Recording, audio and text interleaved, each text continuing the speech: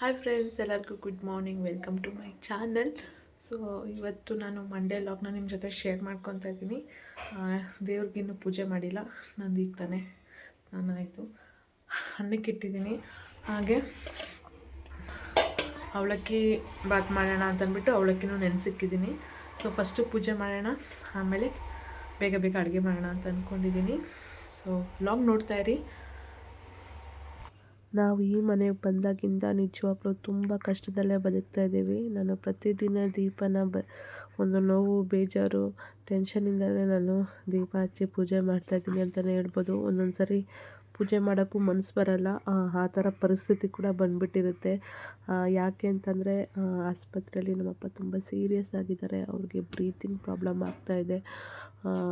24 hours I C you ಅಲ್ಲಿ ಇರಬೇಕು ಅಂತ ಐ ಸಿ ಯು ಅಲ್ಲಿ ಇಟ್ಟಿದ್ದಾರೆ. ನಿಜವಾಗ್ಲೂ ಹಿಂಗಾಗ್ಬಿಟ್ಟಿದೆ ಮನೇಲಿ ಅಂತ ಅಂತಂದರೆ ಹಾಸ್ಪಿಟ್ಲ್ ಬಿಲ್ ಕಟ್ಟೋಕ್ಕೋಸ್ಕರನೇ ದಿನ ಒದ್ದಾಡ್ತಾ ಇದ್ದೀವಿ. ಅಷ್ಟೊಂದು ಇದಾಗ್ಬಿಟ್ಟಿದೆ, ತುಂಬ ಟೈಟ್ ಆಗಿಬಿಟ್ಟಿದೆ ಮನಿ. ಸೊ ಯಾಕೆ ಅಷ್ಟು ತೋರಿಸ್ತಾ ಇದ್ರು ಅಪ್ಪಂಗೆ ಸರಿಯೇ ಹೋಗ್ತಾ ಇಲ್ಲ. ನಾನು ಇವತ್ತು ಬರ್ತಾರೆ, ನಾಳೆ ಬರ್ತಾರೆ ಅಪ್ಪ ಆಸ್ಪತ್ರೆಯಿಂದ ಅಂತ ವೆಯ್ಟ್ ಮಾಡ್ತಾಯಿದ್ದೀನಿ. ಆದರೆ ಅಪ್ಪ ಬರ್ತಾನೇ ಇಲ್ಲ, ಅವ್ರಿಗೆ ಆಗ್ತಾನೇ ಇಲ್ಲ, ರಿಕವರಿ ಆಗ್ತಾನೇ ಇಲ್ಲ. ಡಯಾಲಿಸಿಸ್ ಮಾಡ್ತಾನೇ ಇದ್ದಾರೆ. ಅವರು ಸರಿ ಹೋಗ್ತಾರೆ ಅಂತ ಹೇಳ್ತಾ ಇದ್ದಾರೆ ಡಾಕ್ಟರು. ನಾವು ತೋರಿಸ್ತಾನೇ ಇದ್ದೀವಿ. ನಾನಂತೂ ನಾವೇನಾದರೂ ಹರಕೆ ಏನಾದರೂ ಮಾಡಿದರೆ, ಅದನ್ನು ತೀರಿಸದೇ ಇದ್ದರೆ ಈ ಥರ ಕಷ್ಟಗಳು ಬರುತ್ತೆ. ಸೊ ನಾನು ಅಪ್ಪ ಆಗಲಿ ನನ್ನ ಗಂಡ ಆಗಲಿ ನಾನಾಗಲಿ ಯಾವುದಾದ್ರೂ ಬೇಡ್ಕೊಂಡಿದ್ರೆ, ಹರಕೆ ಏನಾದರೂ ಮಾಡಿಕೊಂಡು ಅದು ತೀರಿಸ್ದಿರ ಇದ್ದರೆ ಅದು ಇಷ್ಟೆಲ್ಲ ಪ್ರಾಬ್ಲಮ್ ಆಗುತ್ತೆ. ಬಟ್ ನಮಗೇನಾದ್ರೆ ನಾವು ನಮ್ಮ ಕಷ್ಟದಲ್ಲಿ ನಾವು ಒಂದು ಹರಕೆನ ಮಾಡ್ಕೊಂಬಿಡ್ತೀವಿ. ಆಮೇಲೆ ಆ ಕಷ್ಟ ಪರಿಹಾರವೂ ಆಗುತ್ತೆ. ಅದಾದಮೇಲೆ ನಮಗೆ ನಮ್ಮ ಜೀವನ ಚೆನ್ನಾಗೂ ಆಗುತ್ತೆ. ಬಟ್ ನಾವು ಏನು ಮಾಡಿಬಿಡ್ತೀವಿ ಅಂತಂದರೆ, ನಮ್ಮ ಕರ್ಮನೋ ಏನೋ ನಾವು ಮಾಡಿರೋ ಹರಕೆನ ಮರ್ತೋಗ್ತೀವಿ, ತೀರಿಸೋದಿಲ್ಲ. ಸೊ ಅದು ತುಂಬಾ ದೊಡ್ಡ ತಪ್ಪಾಗೋಗ್ಬಿಡುತ್ತೆ. ಅಲ್ಲಿಂದ ಕಷ್ಟಗಳು ಡಬಲ್ ಆಗಿ ಬಂದುಬಿಡುತ್ತೆ. ಸೊ ಯಾರೇನೇ ಹರಕೆ ಮಾಡಿದ್ರು ಕೂಡ ಮರ್ತೋಗೋ ಚಾನ್ಸಸ್ ಇರುತ್ತೆ. ಅದಕ್ಕೆ ನೀವು ನಿಮ್ಮ ಮನೆಯಲ್ಲಿ ಯಾರ ಹತ್ರ ಶೇರ್ ಮಾಡ್ಕೊಳ್ಳಿ, ಇಲ್ಲಾಂತಂದರೆ ಒಂದು ಪುಸ್ತಕದಲ್ಲಿ ಬರೆದಿಟ್ಕೊಳ್ಳಿ, ಇಲ್ಲ ಒಂದು ಚೀಟಿಯಲ್ಲಿ ಬರೆದು ದೇವ್ರ ಮನೇಲಿ ಇಟ್ಬಿಡಿ. ಆಗ ನೀವು ಮಾಡ್ಕೊಂಡಿರೋಂತಹ ಹರಕೆ, ಬೇಡಿಕೆ ಎಲ್ಲ ಕೂಡ ನಿಮಗೆ ಗೊತ್ತಾಗುತ್ತೆ. ದೇವ್ರ ಮನೇಲೇ ಇತ್ತು ಅಂತಂದರೆ ನಿಮ್ಮ ಕಣ್ಣಿಗೆ ಬಿದ್ದೇ ಬೀಳುತ್ತೆ. ಅವಾಗ ಹೌದು, ನಾನು ಈ ಹರಕೆ ಮಾಡಿದ್ದೆ, ಮಾಡಬೇಕು ಅಂತ. ನಿಜವಾಗ್ಲೂ ಹರಕೆ ಏನಾದರೂ ತೀರ್ಸಂಗಿದ್ರೆ ಮಾತ್ರ ಹರಕೆ ಮಾಡಿ, ಇಲ್ಲ ಅಂತಂದರೆ ನಿಜವಾಗ್ಲೂ ದೊಡ್ಡ ತಪ್ಪಾಗೋಗ್ಬಿಡುತ್ತೆ. ಏನೇನೋ ಆಗ್ಬಿಡುತ್ತೆ ಲೈಫಲ್ಲಿ, ಝೀರೋಗೆ ಬಂದು ನಿಂತ್ಕೊಂಡ್ಬಿಡ್ತೀವಿ. ಆ ಥರ ಆಗುತ್ತೆ. ನನಗೆ ಇವಾಗ ನಮ್ಮ ಪರಿಸ್ಥಿತಿನೂ ಕೂಡ ಆಗಿದೆ. ಏನೆಲ್ಲ ಹರಕೆ ಮಾಡಿದ್ವು ಅದು ನೆನಪು ಕೂಡ ಬರೋದಿಲ್ಲ, ಅದಕ್ಕೆ ದಾರಿನೂ ಕೂಡ ಗೊತ್ತಾಗಲ್ಲ. ಅದಕ್ಕೆ ನಾನು ಇವತ್ತು ಏನು ಮಾಡ್ತಾಯಿದ್ದೀನಿ ಅಂತಂದರೆ, ನನಗೆ ಒಂದು ಇದು ಬೇಕಾಗಿತ್ತು, ಹಳದಿ ಬಟ್ಟೆ ಬೇಕಾಗಿತ್ತು. ಅದು ಸಿಗಲಿಲ್ಲ. ಅದಕ್ಕೆ ಒಂದು ಕೆಂಪು ಬಟ್ಟೆಯಲ್ಲೇ ಮುಡುಪು ಕಟ್ತಾಯಿದ್ದೀನಿ. ಅಂದರೆ ತಪ್ಪು ಕಾಣಿಕೆ. ನಾವೇನಾದರೂ ಹರಕೆ ಹೊತ್ಕೊಂಡು ಅದು ಮಾಡ್ದಿರ ತೀರಿಸ್ದಿರ ಇದ್ದರೆ, ಮರ್ತೋಗಿದ್ರೆ, ನಮ್ಮಿಂದ ತಪ್ಪಾಯಿತು ಅಂತ ಕೇಳಿಕೊಂಡು ದೇವ್ರ ಹತ್ರ ತಪ್ಪು ಕಾಣಿಕೆ ಇಟ್ಟು ಆಮೇಲೆ ಮುಡುಪು ಕಟ್ಟೋದು. ಏನಾಗಬೇಕು ನಮಗೆ ಅಂತ ಇದೆಯೋ ಅದನ್ನು ದೇವ್ರ ಹತ್ರ ಕೇಳಿ ಮುಡುಪು ಕಟ್ಟೋದು. ಸೊ ಅದನ್ನು ನಾನು ಮಾಡ್ತಾಯಿದ್ದೀನಿ. ಅಪ್ಪ ಹಾಸ್ಪಿಟ್ಲಲ್ಲಿದ್ದಾರಲ್ಲ, ಅವರು ಹುಷಾರಾಗಿ ಮನೆಗೆ ಬರಲಿ ಅಂತ ಅಂದ್ಬಿಟ್ಟು ನಾನು ಇಲ್ಲಿ ದೇವ್ರ ಹತ್ರ ಬೇಡ್ಕೊತಾ ಇದ್ದೀನಿ, ಮುಡುಪು ಕಟ್ತಾಯಿದ್ದೀನಿ. ಯಾರೂ ದೇವ್ರ ವಿಚಾರದಲ್ಲಿ ಮಾತ್ರ ಇದರಲ್ಲಿ ಇರಬೇಡಿ, ಬೇಜವಾಬ್ದಾರಿಯಾಗಿರಬೇಡಿ. ದೇವ್ರಿಗೆ ಏನಾದರೂ ಮಾತು ಕೊಟ್ಟಿದ್ರೆ, ನಿಮ್ಮ ಬೇಡಿಕೆ ಏನಾದರೂ ಇತ್ತು, ಹರಕೆ ಏನಾದರೂ ಇತ್ತಂದರೆ ದಯವಿಟ್ಟು ತೀರಿಸಿ. ಇಲ್ಲಾಂತಂದರೆ ನಮಗೆ ಬಂದಿರೋ ಪ್ರಾಬ್ಲಮ್ಮೇ ಬರುತ್ತೆ. ಹೆಂಗೆ ಬರುತ್ತೆ ಅಂದರೆ ಪ್ರಾಬ್ಲಮ್ಮು ಬರ್ತಾನೆ ಇರುತ್ತೆ, ಜಾಸ್ತಿ ಆಗ್ತಾನೇ ಇರುತ್ತೆ ಹೊರತು ನಾವು ಝೀರೋ ಆಗೋವರೆಗೂ ಆ ಪ್ರಾಬ್ಲಮ್ ಇದ್ದೇ ಇರುತ್ತೆ ನಮ್ಮ ಹತ್ರ. ಸೊ ತುಂಬ ಕಷ್ಟ ಆಗುತ್ತೆ. ಸೊ ಇವತ್ತು ನಾನು ದೇವ್ರಿಗೆ ಮುಡುಪು ಕಟ್ಟಿದ್ದೀನಿ, ದೇವ್ರ ಹತ್ರ ಚೆನ್ನಾಗಿ ಬೇಡಿಕೊಂಡೆ. ದಯವಿಟ್ಟು ನೀವು ಅಷ್ಟೇ ನಮ್ಮಪ್ಪ ಹುಷಾರಾಗಿ ಬರಲಿ ಅಂತ ದೇವ್ರ ಹತ್ರ ಕೇಳ್ಕೊಳ್ಳಿ, ಬ್ಲೆಸ್ ಮಾಡಿ. ತುಂಬ ಸೀರಿಯಸ್ ಆಗಿದೆ ಅಪ್ಪಗೆ, ಮಾತಾಡೋಕ್ಕಾಗ್ತಾಯಿಲ್ಲ. ಅವರು ಆ ಪರಿಸ್ಥಿತಿ ಎಲ್ಲ ನೋಡೋಕ್ಕಾಗ್ತಾಯಿಲ್ಲ. ಇವತ್ತು ಹಾಸ್ಪಿಟ್ಲಿಗೆ ಹೋಗಿ ಅಪ್ಪನ ನೋಡ್ಕೊಂಬರ್ಬೇಕು. ಅವ್ರಿಗೂ ಒಬ್ಬರೇ ಇದ್ದು ತುಂಬ ಅವರು ನೋವು ಅನುಭವಿಸ್ತಾ ಇದ್ದಾರೆ. ಅವ್ರ ಪರಿಸ್ಥಿತಿನೂ ಹೇಳೋಕ್ಕಾಗಲ್ಲ. ಇಲ್ಲಿ ಮನೇಲಿ ನಮ್ಮ ಪರಿಸ್ಥಿತಿನೂ ಸರಿ ಇಲ್ಲ. ಸೊ ದೇವ್ರಿಗೆ ಶರಣಾಗೋದು ಒಳ್ಳೆಯದು. ನಮ್ಮ ತಪ್ಪನ್ನು ನಾವು ಒಪ್ಕೊಂಡು ಪ್ರಾಯಶ್ಚಿತ್ತ ಪಟ್ಟು ಮತ್ತೆ ಈ ತಪ್ಪಾಗದಿರೋ ಥರ ನಮ್ಮ ತಪ್ಪನ್ನ ನಾವು ತಿದ್ದುಕೊಂಡು ದೇವ್ರಿಗೆ ಶರಣಾದರೆ ಒಳ್ಳೆಯದು. ಸೊ ಅದೇ ಕೆಲಸ ನಾನು ಕೂಡ ಮಾಡ್ತಾಯಿದ್ದೀನಿ. ಏನೋ ಆಗಿರುತ್ತೆ, ಅರ್ಕೆನೋ ಮುಡುಪು ಏನೋ ಕಟ್ಟಿರ್ತೀವಿ, ಮರ್ತೋಗಿರ್ತೀವಿ. ಅದ್ರ ಬಾಧೆನೇ ಇವಾಗ ಅನುಭವಿಸ್ತಾ ಇರೋದು. ಸೊ ಅದೆಲ್ಲ ಬಿಡಿ. ಇವತ್ತು ಮಾರ್ನಿಂಗ್ ಚಿತ್ರಾನ್ನ ಮಾಡ್ಕೊತಾ ಇದ್ದೀನಿ. ಸೊ ಇವತ್ತೆಲ್ಲ ಅಡುಗೆ ಮನೆ ಕ್ಲೀನ್ ಮಾಡಿದೆ. ಕ್ಲೀನಾಗಿ ದಿನಸಿ ಐಟಮ್ನ ಡಬ್ಬದಲ್ಲೆಲ್ಲ ಜೋಡಿಸಿದ್ದೀನಿ. ಸೊ ಅಡುಗೆ ಮನೆ ಹೇಗಿದೆ ಅಂತಲೂ ನಿಮ್ಮ ಜೊತೆ ಶೇರ್ ಮಾಡ್ಕೊತೀನಿ ನೋಡಿ. ಸಾರಿ, ನಾನಿಲ್ಲಿ ಮಾಡ್ತಾ ಇರೋದು ಅವಲಕ್ಕಿ ನೆನೆಸಿಕ್ಕಿ ಅವಲಕ್ಕಿ ಒಗ್ಗರಣೆ ಹಾಕ್ತಾಯಿದ್ದೀನಿ. ಸೊ ಈ ವಿಡಿಯೋ ತೊಗೊಂಡು ತುಂಬ ದಿವಸ ಆಯಿತು, ನೆನಪೇ ಇಲ್ಲ ಏನು ಮಾಡ್ತಿದ್ದೀನಿ ಅಂತ. ಆಮೇಲೆ ಮುಂದಕ್ಕೆ ಒಂಚೂರು ವೀಡಿಯೋ ನೋಡಿದಾಗ ಗೊತ್ತಾಯಿತು, ಓಕೆ ನಾನು ಅವಲಕ್ಕಿ ಚಿತ್ರಾನ್ನ ಮಾಡ್ತಾ ಇರೋದು ಅಂತ ಅಂದ್ಬಿಟ್ಟು. ಸೊ ಅವಲಕ್ಕಿ ಗೊಜ್ಜು ರೆಡಿ ಆಯಿತು. ಸೊ ಬೆಳಗ್ಗೆ ಟಿಫನ್ನು ಆಯಿತು. ಈಗ ನಮ್ಮ ಮನೆ ಅಡುಗೆ ಮನೆ ಹೇಗಿದೆ, ಹೇಗೆ ಜೋಡಿಸಿದ್ದೀನಿ ನಾನು ಅಂತ ತೋರಿಸ್ತೀನಿ ನೋಡಿ. ಸಿಂಪಲಾಗಿ ಜೋಡಿಸಿರೋದು. ಇಷ್ಟೆಲ್ಲ ಕೆಲಸ ಮಾಡೋಷ್ಟೊತ್ತಲ್ಲೇ ನಂಗೆ ಸುಸ್ತೇ ಆಗೋಯಿತು ನೋಡಿ. ಸಿಂಪಲಾಗಿ ಈ ಥರ ಬಾಕ್ಸಸ್ ಎಲ್ಲ ಇತ್ತು. ಬಟ್ ಅದೆಲ್ಲ ತಂದು ನಾನು ಒಂದು ಡಬ್ಬದಲ್ಲಿ ಎಲ್ಲ ಜೋಡಿಸಿ ಇಟ್ಟಿದ್ದೀನಿ. ಹಾಗೆ ಎಲ್ಲ ಕ್ಲೀನ್ ಮಾಡಿ, ಸ್ಟವ್ ಎಲ್ಲ ಕ್ಲೀನ್ ಮಾಡಿ, ಅಡುಗೆನೂ ಮಾಡಿ, ಪಾತ್ರೆಗಳನ್ನು ತೊಳೆಯೋದಿದೆ, ಅದು ತೊಳಿಬೇಕು. ಹಾಗೆ ಹೀಗಿದೆ ನಮ್ಮನೆ ಅಡುಗೆ ಮನೆ. ಸೊ ಇನ್ನೂ ತುಂಬಾ ಕೆಲಸ ಇದೆ. ಇಷ್ಟೆಲ್ಲ ಕೆಲಸ ಮಾಡೋಷ್ಟೊತ್ತಲ್ಲಿ 11:30 ಆಯಿತು. ಈಗ ನಾನು ಟಿಫನ್ ಮಾಡೋಣ ಅನ್ನೋಷ್ಟೊತ್ತಲ್ಲಿ ನನ್ನ ಮಗ ಎದ್ಬಿಟ್ಟ. ಸೊ ಇನ್ನೇನು ಮಾಡೋಕ್ಕಾಗಲ್ಲ. ಅವನ್ನ ಎತ್ಕೊಂಡು ಅವ್ನಿಗೆ ಹಾಲು ಕುಡಿಸಿ ಅವನ್ನ ಮಲಗಿಸಿ ಆಮೇಲೆ ನಾನು ಟಿಫನ್ ಮಾಡಬೇಕು ನೋಡಿ. ಇವಾಗ ನಾನು ನೋಡಿದ ತಕ್ಷಣ ಎಷ್ಟು ಅಳ್ತಾನೆ ಗೊತ್ತಾ, ಎತ್ಕೊಳ್ಳೋವರೆಗೂ ಬಿಡಲ್ಲ. ಸೊ ಅದಾದಮೇಲೆ ಪಾಪನು ಹಾಲು ಕುಡಿಸಿ ಆಂಟಿಗೆ ಕೊಟ್ಬಿಟ್ಟೆ, ಅವ್ರು ಮಲಗಿಸ್ತಾರೆ. ನಾನು ಈ ಟೈಮಲ್ಲಿ ಟಿಫನ್ ಮಾಡಬೇಡ ಅಂತ ಟಿಫನ್ ಮಾಡ್ತಾಯಿದ್ದೀನಿ. ಇವಾಗ ನಾವು ಅಪ್ಪ ನೋಡೋಕ್ಕೆ ಹಾಸ್ಪಿಟ್ಲಿಗೆ ಹೋಗಬೇಕು. ಹಾಗೆ ನನ್ನ ಮಗಳಿಗೂ ಕಷ್ಟಪಟ್ಟು ತಿನ್ನಿಸಿದೆ, ಯಾಕಂದರೆ ಅವಳು ತಿಂತಾ ಇರಲಿಲ್ಲ, ಅವಳಿಗೂ ಹುಷಾರಿಲ್ಲ. ಅವಳನ್ನೂ ಹಾಸ್ಪಿಟ್ಲಲ್ಲಿ ಡಾಕ್ಟ್ರ್ ಹತ್ರ ತೋರಿಸ್ಬೇಕು. ಸೊ ಇವಾಗ ನಾವು ಕಾರಲ್ಲಿ ಹೋಗ್ತಾ ಇದ್ದೀವಿ ನೋಡಿ. ನಾವು ಇದೇ ಹಾಸ್ಪಿಟ್ಲಲ್ಲಿ ಡೆಕ್ಕೌನಲ್ಲಿ ಚಿಂತಾಮಣಿಲಿ ನಾವು ಅಪ್ಪನ ಸೇರಿಸಿರೋದು. ತುಂಬ ಜನ ಇದ್ದಾರೆ, ಭಯನೇ ಆಗುತ್ತೆ. ಯಾಕಂತಂದರೆ ಒಬ್ಬರಿಂದ ಒಬ್ರಿಗೆ ಫೀವರ್ ಬರುತ್ತಲ್ವ, ಇದನ್ನು ನೋಡಿದ್ರೇ ಭಯ ಆಗುತ್ತೆ. ಇದಾದಮೇಲೆ ನೋಡಿ ಅಪ್ಪ ICUಯಿಂದ ಬರ್ತಾಯಿದ್ದಾರೆ. ನಿಜ ಅಪ್ಪ ನೋಡಿದ ತಕ್ಷಣ ನನಗೆ ಅವಳು ಬರೋಂಗಾಯಿತು. ಎಷ್ಟು ಡಲ್ಲಾಗಿ ಹೋಗಿದ್ದಾರೆ, ಸೊರ್ಗೋಗಿದ್ದಾರೆ, ಸಣ್ಣಕ್ಕಾಗಿ ಹೋಗಿದ್ದಾರೆ ಅಂದರೆ ನಮ್ಮ ಅಪ್ಪನ ಈ ಥರ ನೋಡೋಕ್ಕೆ ಆಗಲ್ಲ. ನನ್ನ ಮಗನ ನೋಡಿ ಬಾ ಪುಟ್ಟ ಅಂತ ಕರೀತಾಯಿದ್ರು. ಅಲ್ಲ, ಬೇಕ್ರಿ ಐಟಮ್ ತಿನ್ನಬೇಕು ಅಂದ್ಕೊಂಡ್ರೆ ಹೆಜ್ಜೆಗೂ ಬೇಕ್ರಿ ಸಿಗುತ್ತೆ. ಅದೇ ಏನಾದರೂ ಫ್ರೂಟ್ ಜ್ಯೂಸು, ಹೆಲ್ತಿಯಾಗಿರೋ ಫ್ರೂಟ್ಸ್ ತಿನ್ನೋಣ ಅಂತಂದರೆ ಹುಡ್ಕೊಂಡು ಎಷ್ಟೋ ದೂರ ಹೋಗಬೇಕು ನೋಡು. ನಾವು ನೋಡಿದ ಫ್ರೂಟ್ಸ್ ಅಂಗಡಿ ಜ್ಯೂಸು ಅಂಗಡಿನೇ ಮುಚ್ಚಿಬಿಟ್ಟಿದ್ದಾರೆ.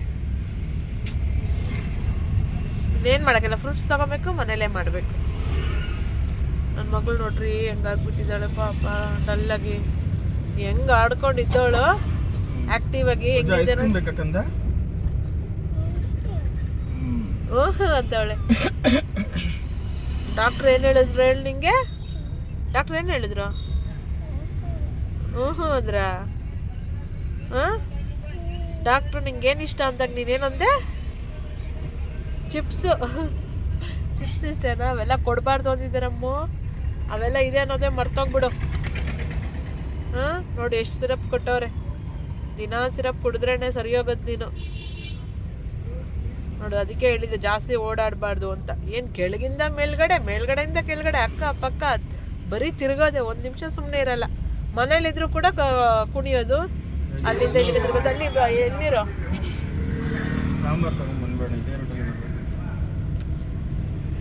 ಇವಾಗ ಬರೀ ಹೋಟ್ಲ್ ಊಟನೇ ಆಗೋಗ್ತಾ ಇದೆ.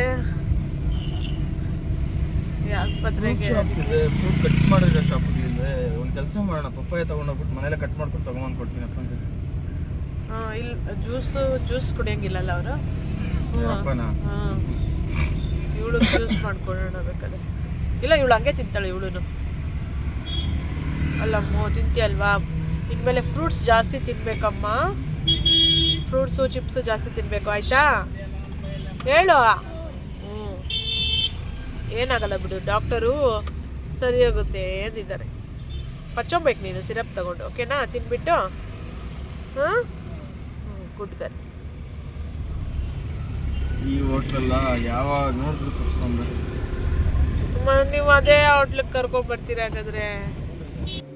ಸೊ ಇವಾಗ ಮಧ್ಯಾಹ್ನ ಲೇಟ್ ಆಗೋಯ್ತು, ಹಾಸ್ಪಿಟ್ಲಲ್ಲೇ ಪಾಪಗೂ ತೋರಿಸಿ ಅಪ್ಪನೂ ನೋಡ್ಕೊಂಬರೋಷ್ಟಲ್ಲ, ಅದಕ್ಕೆ ಮನೆಗೆ ಹೋಗಿ ಅನ್ನಕ್ಕೆ ಇಟ್ಕೊಂಡ್ರೆ ಸಾಕು, ಇಲ್ಲಿ ಸಾಂಬಾರು ಸಿಗುತ್ತೆ ಅಂತ ಅಂದ್ಬಿಟ್ಟು ಸಾಂಬಾರು ತೊಗೊತಾ ಇದ್ದೀವಿ.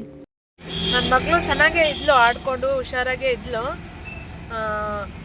ತುಂಬ ಹಠ ಮಾಡಿದ್ಲು, ಚಿಪ್ಸ್ ಬೇಕು, ಚಾಕ್ಲೇಟ್ ಬೇಕು, ಐಸ್ ಕ್ರೀಮ್ ಬೇಕು ಅಂತ ಅಂದ್ಬಿಟ್ಟು ತುಂಬ ಹಠ ಮಾಡಿದ್ಲು.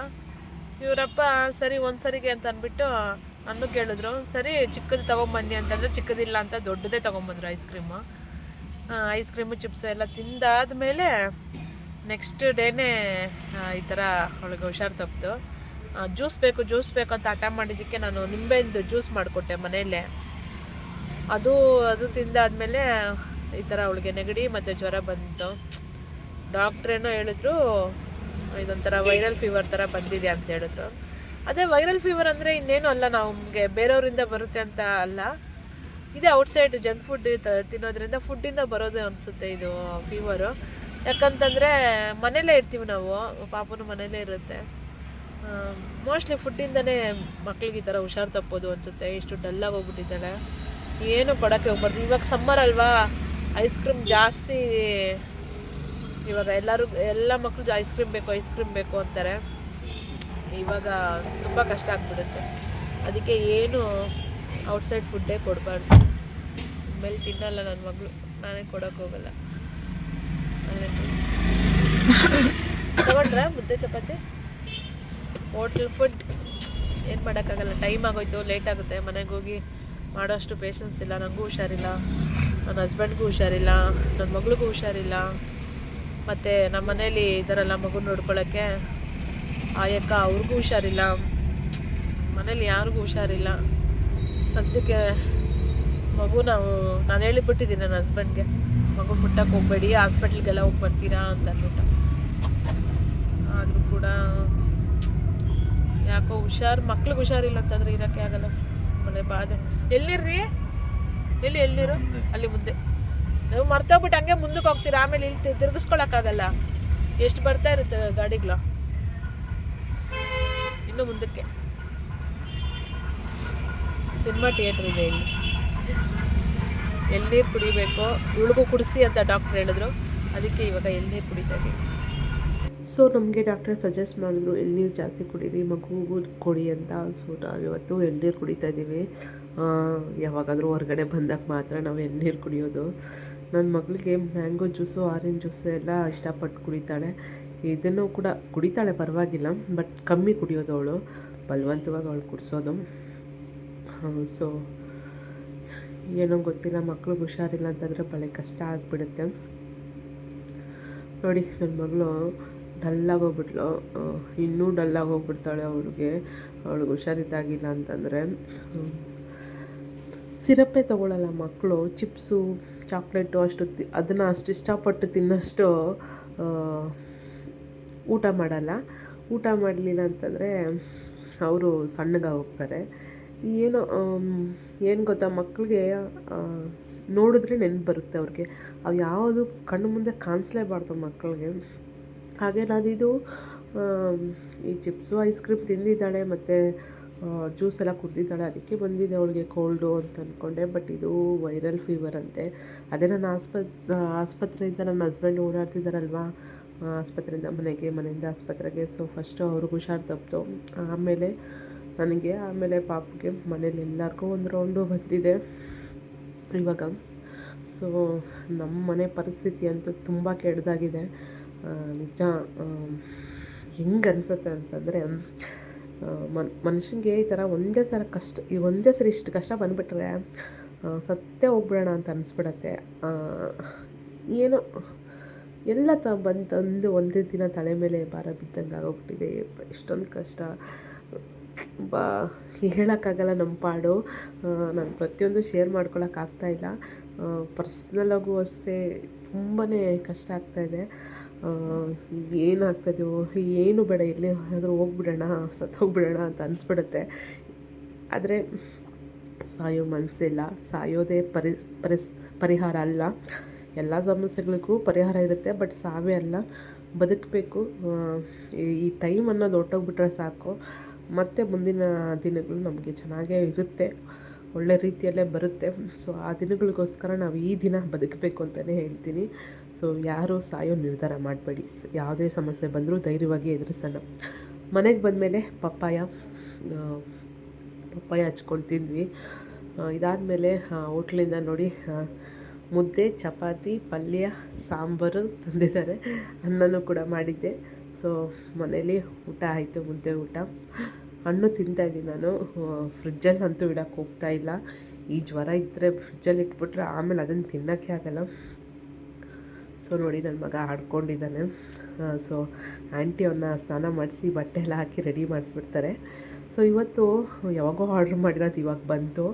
ನಾನು 2 ಜೀನ್ಸ್ ಆರ್ಡ್ರ್ ಮಾಡಿದ್ದೆ ನನಗೆ ಅಂತ. ಆಮೇಲೆ ಒಂದು ಟಾಪ್ ಆರ್ಡ್ರ್ ಮಾಡಿದ್ದೆ.